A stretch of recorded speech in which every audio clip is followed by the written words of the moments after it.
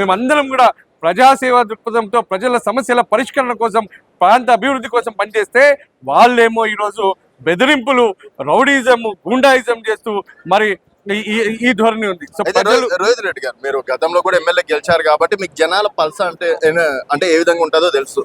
Already Azharuddin గారికి మంత్రి పదవి ఇస్తున్నటువంటి పరిస్థితి. సో 1,00,000 ఓటర్లు ఉన్నారని చెప్పేసి మైనార్టీని వన్ సైడ్ చేసుకునేటువంటి పరిస్థితులు చూస్తున్నాం. అండ్ ప్రతి ఏరియాకి ఇద్దరిద్దరు మంత్రులను నియమించినటువంటి పరిస్థితి.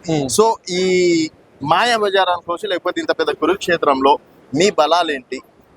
ఈరోజు చూసినట్టయితే మరి ఈరోజు ఓటమి భయంతోనే ఈరోజు ఒక్కొక్క డివిజన్లో ఇద్దరిద్దరు మంత్రులను, ఎంతోమంది ఎమ్మెల్యేలను, ఎంపీలను ఈరోజు నియమించడం జరిగింది.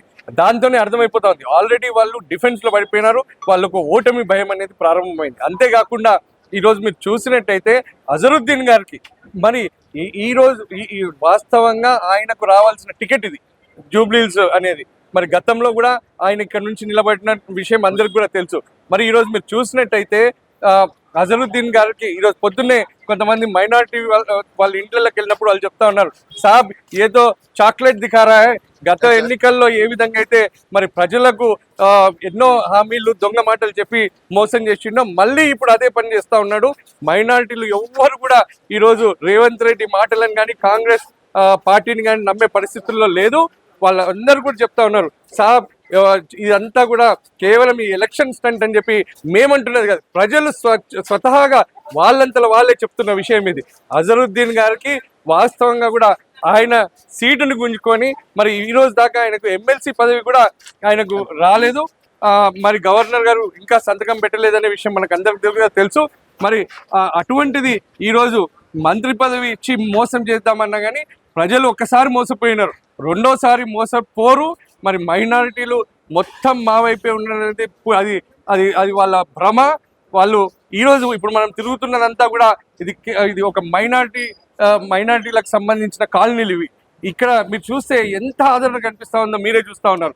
మైనారిటీలు తప్పకుండా ఈరోజు మాతోనే ఉన్నారు. మైనారిటీలు చెప్తా ఉన్నారు మరి గతంలో షాదీ ముబారక్ కావచ్చు, పెన్షన్లు కావచ్చు, అదేవిధంగా టిమ్రీ స్కూల్స్ కావచ్చు, వాళ్ళకు అన్ని విధాలుగా రంజాన్ తోఫాలు కావచ్చు, ప్రతి ఒక్కటి కూడా మైనారిటీకి దేశంలో ఎవ్వరు చేయలేని వెల్ఫేర్ స్కీమ్స్ని బీఆర్ఎస్ ప్రభుత్వం ఇచ్చింది.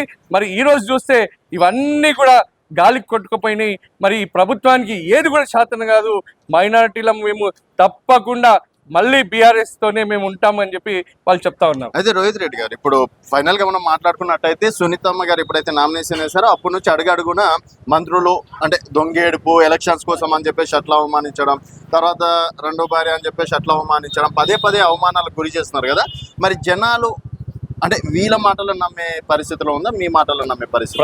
ప్రజలకు అన్ని విషయాలు చాలా క్షుణ్ణంగా గమనిస్తూ ఉన్నారు. మీరు ఈరోజు సోషల్ మీడియా మాధ్యమాల్లో చూసినట్టయితే మరి ప్రజలు ఏ విధంగా స్పందిస్తున్నారని చాలా స్పష్టంగా, చాలా క్లియర్గా అర్థమవుతా ఉంది. అంతేకాకుండా జూబ్లీహిల్స్ నియోజకవర్గం అనేది ఇది ఒక మిక్స్డ్ క్రౌడ్ ఉంటుంది.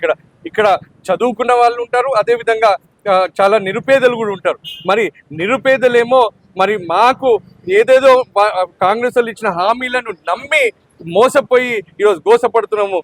50 గజాలు ఈరోజు పొద్దునే ఒక పెద్దమని చెప్తా ఉన్నాడు, 50 గజాలు ఇల్లు నాది, దానికి 30,000 ట్యాక్స్ వస్తూ ఉంది, మేము ఎక్కడి నుంచి కడతాం సార్?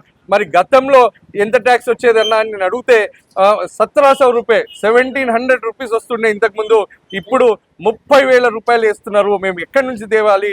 ఈరోజు నల్ల బిల్లులు వేస్తున్నారు, కరెంటు చక్కగా ఉండలేదు. అసలు ఏ స్కీములు ఇచ్చిన దొంగ హామీలు ఇవ్వడమే కాకుండా మరి ఇప్పుడు గతంలో ఉండేవి కూడా వాళ్ళు చక్కగా చేయలేకపోతున్నారు, చేతగాని ప్రభుత్వం అని చెప్పేసి వాళ్ళు చెప్తా ఉన్నారు. సార్, ఇప్పుడు రేపటి నుంచి కేటీఆర్ గారిది, ఎల్లుండి నుంచి రేవంత్ రెడ్డి గారి రోడ్ షోలు, సో ఎవరిది ఎక్కువ మైలేజ్ వస్తుంది అనుకోవచ్చు? ప్రజాదరణ ఈ రోజు తప్పకుండా బీఆర్ఎస్ తోనే ఉంది. వాళ్ళు ఎన్ని మాటలు చెప్పినా, వాళ్ళు ఎన్ని కట్టుకథలు చెప్పినా వాళ్ళు ఒక భ్రమలో ఉంటున్నారు, వాళ్ళు ఒక భయంలోకి ఆల్రెడీ వెళ్ళిపోయినారు.